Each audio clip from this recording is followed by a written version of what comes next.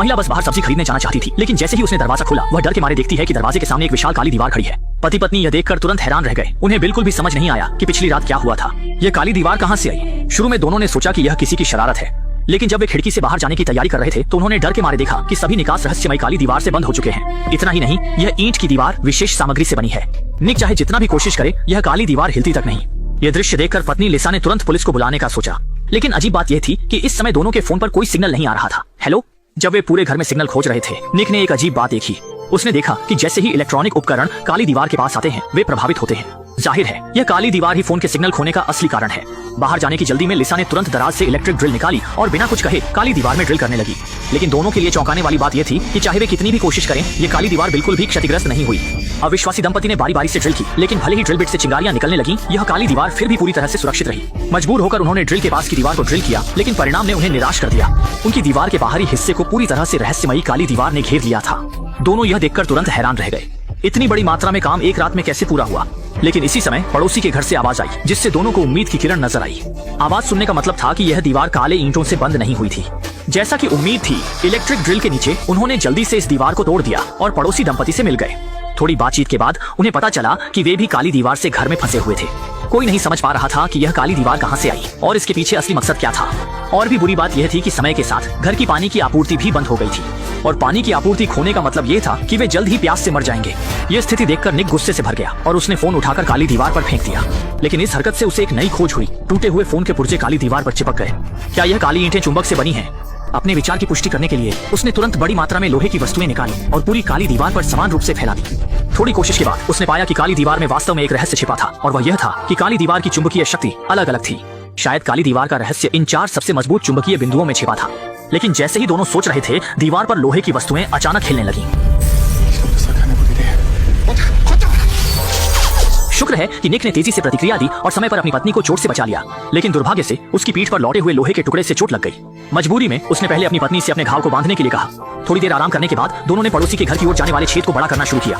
सोच रहे थे कि ज्यादा लोग मिलकर ज्यादा ताकत लगाएंगे। उन्होंने तय किया कि वे वहां जाकर उनके साथ मिलकर भागने की योजना बनाएंगे। लेकिन इस समय पड़ोसी दंपति भी रहस्यमयी काली दीवार के सामने असहाय थे। यह महसूस करते हुए कि वे अब और इंतजार नहीं कर सकते, निक ने चारों ओर उपयुक्त उपकरण खोजने शुरू किए। अंत में उसने पड़ोसी के घर में एक बड़ा लोहे का हथौड़ा पाया। उसने काली दीवार पर मारना शुरू किया, लेकिन उसके हाथ सुन्न हो गए और सामने की काली दीवार फिर भी हिली नहीं। जाहिर है यह काली दीवार इतनी मजबूत थी कि वे कल्पना भी नहीं कर सकते थे। अब बल प्रयोग करना बेकार था। इस समय वास्तुकार लिसा को अचानक कुछ याद आया। असल में इससे पहले उसने पता लगाया था कि यह अपार्टमेंट 1997 में बनाया गया था और द्वितीय विश्व युद्ध के दौरान इसके नीचे एक बंकर बनाया गया था जो मेट्रो सिस्टम से जुड़ा था। इसलिए लिसा को यकीन था कि अगर वे नीचे की ओर खुदाई करते रहेंगे तो वे निश्चित रूप से बंकर तक पहुंच जाएंगे और वहां से बाहर निकल जाएंगे। इस उपाय को कारगर समझते हुए इस समय वे पानी और भोजन से वंचित हो चुके हैं। अगर वे समय पर बाहर नहीं निकले तो सभी यहाँ फंसकर मर जाएंगे। जल्दी ही फर्श में एक बड़ा छेद कर दिया गया। आधे दिन तक यह सुनिश्चित करने के बाद कि नीचे कोई नहीं है, निक चादर के सहारे नीचे उतर गया। लेकिन जैसे ही वह आसपास की स्थिति का जायजा ले रहा था, एक गंभीर रूप से बीमार बुजुर्ग हाथ में बंदूक लिए बाहर आ गया। बुजुर्ग ने सोचा कि निक उसकी सामग्री चुराना चाहता है, इसलिए उसने उसे तुरंत वापस जाने की धमकी दी। क्योंकि अब की स्थिति जैसे कि दुनिया का अंत हो, केवल सामग्री ही सबसे महत्वपूर्ण है। हालांकि निक लगातार सब कुछ समझाने की कोशिश कर रहा था, लेकिन बुजुर्ग कुछ भी सुनने को तैयार नहीं था। सौभाग्य से इस समय बुजुर्ग की पोती बाहर आ गई और समय पर बुजुर्ग को बंदूक नीचे रखने के लिए मना लिया। कुछ बातचीत के बाद बुजुर्ग ने कुछ लोगों के भागने की योजना में शामिल होने के लिए सहमति दे दी। बुजुर्ग की अनुमति मिलने के बाद कुछ लोग बिना कुछ कहे फर्श को तोड़ने लगे। हालांकि इस समय निक ने अचानक ध्यान दिया कि अभी अभी तोड़ा गया धुआं सेंसर कुछ असामान्य लग रहा था। लेकिन जब उसने इसे खोला तो उसने पाया कि अंदर एक कैमरा छिपा हुआ था। संदेह के साथ उसने बुजुर्ग से पूछा, क्या यह कैमरा उसने लगाया है? हालांकि बुजुर्ग भी इस बारे में अनजान था। वह केवल इतना जानता था कि ये सब मकान मालिक ने लगाया था। अपने मन की धारणा को सत्यापित करने के लिए निक ने तुरंत रसोई के धुआं सेंसर को भी खोल दिया। जैसा कि उम्मीद थी, अंदर भी एक कैमरा लगा हुआ था। यह दृश्य देखकर सभी को एहसास हुआ कि शायद यह पूरी तरह से एक बंदरों की नाटकबाजी है। मकान मालिक ने जानबूझकर एक काली दीवार बनाई जिससे इन लोगों को यहाँ फंसा दिया, और मकान मालिक और पर्दे के पीछे के अमीर लोग निश्चित रूप से मॉनिटर के सामने इन लोगों का मजा देख रहे होंगे। जब उन्हें पता चला कि मकान मालिक बगल में ही रहता है तो सभी ने तुरंत रसोई की दीवार को तोड़ दिया, मकान मालिक से जवाब मांगने का इरादा किया। हालांकि जब वे मकान मालिक के घर में पहुंचे तो उन्होंने भयभीत होकर देखा कि मकान मालिक पहले ही खून के तालाब में गिरा हुआ था, और अजीब बात यह थी कि उसके दोनों हाथ गायब थे। इस अजीब मौत ने तुरंत सभी को आतंकित कर दिया। लगता है कि इसके पीछे की सच्चाई कुछ असाधारण है। इस विवादास्पद जगह से जल्द भागने के लिए कुछ लोग तेजी से बुजुर्ग के घर के फर्श को तोड़ने लगे, लेकिन पड़ोसी आदमी ने एक बार में बहुत जोर से मारा जिससे पूरी फर्श टूटकर गिर गई और कुछ बदकिस्मत लोग तुरंत नीचे गिर गए। सौभाग्य से मंजिल बहुत ऊंची नहीं थी, कुछ लोगों को केवल मामूली चोटें आईं। जब सभी नीचे उतर गए तो इस समय एक आदमी जिसका नाम एंटोन था बाहर आया। उसने कहा कि वह इस मंजिल के मकान मालिक का दोस्त है। वह कल अपने दोस्त से मिलने आया था, लेकिन अनजाने में यहाँ फंस गया। लेकिन इस समय किसी को भी उसकी बातें सुनने का बिल्कुल मन नहीं था। तत्काल आवश्यकता थी, वे केवल यहाँ से बाहर निकलना चाहते थे। लेकिन यह सुनकर एंटोन हंस पड़ा और बेहिचक बोला कि बाहर जाना भी मौत का रास्ता है। फिर उसने सभी को बताया कि वह उच्च तकनीक वाली काली दीवार वास्तव में हमारी सुरक्षा के लिए है, क्योंकि कल रात उसने टीवी पर एक खबर देखी थी जिसमें कहा गया था कि एक रहस्यमय वायरस फैल रहा है। निवासियों की सुरक्षा सुनिश्चित करने के लिए उच्च अधिकारियों ने सभी को घर में बंद करने के लिए रहस्यमय काली दीवार का उपयोग किया और कहा कि उसका दोस्त वायरस से संक्रमित होने के कारण मर गया। हालांकि एंटोन ने बहुत विश्वास के साथ कहा, लेकिन सभी अभी भी आधे अधूरे मन से उस पर भरोसा कर रहे थे। आखिरकार खुद अपनी आंखों से देखकर ही सच और झूठ का फर्क किया जा सकता है। इसके लिए उन्होंने फिर से फर्श को तोड़ दिया और अपनी इच्छा के अनुसार तहखाने में पहुंच गए और सफलतापूर्वक बंकर के स्टील के दरवाजे को ढूंढ लिया। लेकिन जब उन्होंने दरवाजा खोला और देखा, सामने का दृश्य देखकर वे वहीं स्तब्ध रह गए। दरवाजे पर अभी भी मोटी काली दीवार थी, जिसे देखकर सभी लोग तुरंत निराश हो गए। पड़ोसी आदमी ने अपने गुस्से को निकालने के लिए बुजुर्ग की पिस्तौल छीन ली और अजीब काली दीवार पर कई गोलियां चला दी। लेकिन तभी एक अजीब दृश्य सामने आया। गोलियां हवा में रहस्यमय तरीके से तैरने लगी।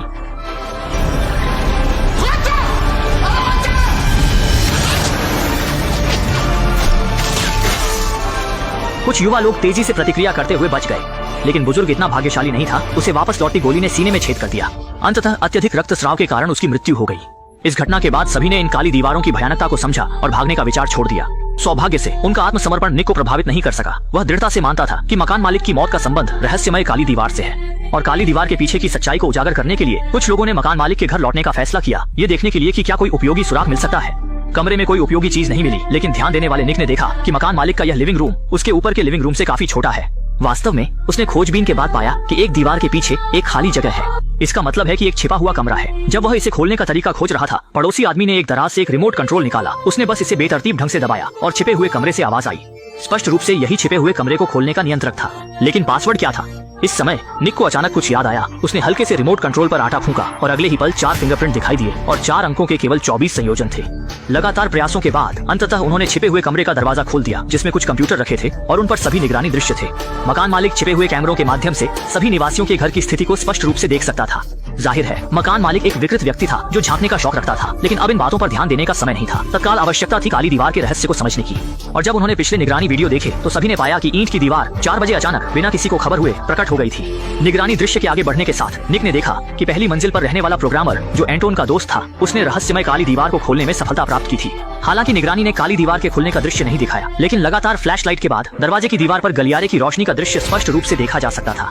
लेकिन इससे पहले कि वे खुश हो पाते, निगरानी में एक भयानक दृश्य दिखाई दिया। एंटोन ने अचानक बाहर के दोस्त को खींच लिया और अंततः उसे जिंदा गला घोंट दिया। निक ने महसूस किया कि स्थिति गंभीर है और जल्दी से वापस चला गया, लेकिन तब तक बहुत देर हो चुकी थी। बुजुर्ग की पोती पहले ही मारी जा चुकी थी और पड़ोसी आदमी को भी एंटोन ने बंधक बना लिया था। निक ने देखा और तुरंत एंटोन से लड़ाई शुरू कर दी, लेकिन उसकी कमजोरी के कारण वह जल्दी हार गया। जब एंटोन उसे मारने की तैयारी कर रहा था, पड़ोसी आदमी ने समय पर मदद की, जिससे एंटोन को काबू में किया जा सका। इसके बाद लगातार पूछताछ के बाद एंटोन ने पूरी कहानी बताई। असल में वह और उसके द्वारा मारे गए प्रोग्रामर दोस्त एक टेक्नोलॉजी नैनो कंपनी के लिए काम करते थे। वे रहस्यमय काली दीवारें उनकी कंपनी के उत्पाद थे और कंपनी के पुराने कर्मचारी के रूप में वह अच्छी तरह जानता था कि केवल वायरस या बड़ी आपदा के समय कंपनी इस तरह की काली दीवार को सक्रिय करती है, जिससे निवासियों की सुरक्षा सुनिश्चित होती है। इसलिए वह मानता था कि बाहर कोई वायरस फैल चुका है, लेकिन उसका दोस्त मानता था कि सिस्टम में कोई खराबी है। दोनों अपनी अपनी बात पर अड़े रहे और जब दोस्त हर हाल में काली दीवार को तोड़कर बाहर निकलना चाहता था, तो उसने खुद को फंसने से बचाने के लिए अपने दोस्त की बेरहमी से हत्या कर दी। ये सुनकर सभी लोग गुस्से से भर गए, क्योंकि बाहर निकलने का एकमात्र व्यक्ति भी मारा गया था। जब कुछ लोग नहीं जानते थे कि क्या करना है, तो ऊपर की मंजिल की महिला पड़ोसी ने कुछ देखा। असल में एंटोन के दोस्त ने काले दीवार के फटने के कुछ समय बाद ही रातों रात एक प्रोग्राम लिखा था। ये समझने के बाद कि वही प्रोग्राम काली दीवार को तोड़ने की कुंजी है, निक ने तुरंत सामने वाले के कंप्यूटर से वो प्रोग्राम अपने मोबाइल में डाल लिया। इसके बाद उसने फोन को काली दीवार की ओर किया और जल्दी ही फोन पर चारों ओर प्रकाश बिंदु बटन दिखाई देने लगे। लेकिन निक को भी नहीं पता था कि बटन का क्रम क्या है, इसलिए वह केवल एक एक करके क्लिक कर सकता था। उसके अंधाधुंध कोशिशों के साथ काली दीवार तुरंत प्रतिक्रिया देने लगी और ठोस से धीरे धीरे अनगिनत कणों में बदल गई। महिला पड़ोसी ने सोचा कि यह बाहरी दुनिया की ओर जाने वाला रास्ता है और उत्सुकता से अपना हाथ अंदर डाल दिया। कौन जानता था कि अगले ही पल उसका हाथ अंदर बुरी तरह फंस गया और काली दीवार उसे जोर जोर से अंदर खींचने लगी। जल्दी ही उसका आधा शरीर अंदर धंस गया। इसी समय काली दीवार फिर से ठोस हो गई।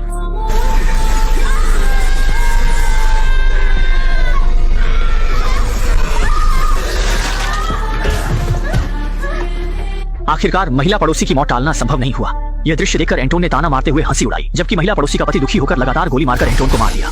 घटना के बाद वह अपनी पत्नी की जुदाई सहन नहीं कर सका और आखिरकार गोली मारकर आत्महत्या कर ली। इस सारी उथल पुथल के बाद अब केवल निक और लीसा ही बचे हैं और महिला पड़ोसी की मौत ने उन्हें यह एहसास दिलाया कि फोन पर दिखने वाले प्रकाश बिंदु इतने सरल नहीं है। यह निश्चित रूप से फोन के पासवर्ड की तरह है।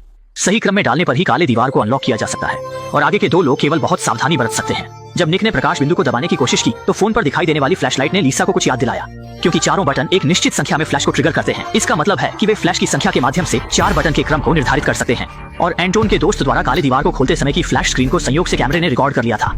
इसके बाद दोनों ने फ्लैश की संख्या के माध्यम से पासवर्ड को सफलतापूर्वक जान लिया। सौभाग्य से मेहनत का फल मीठा होता है। इस बार दोनों ने आखिरकार रास्ता खोल दिया। उन्होंने बहुत मेहनत की और अंततः अपनी सपनों की बाहरी दुनिया में पहुंच गए, लेकिन सामने का दृश्य उन्हें स्तब्ध कर देने वाला था।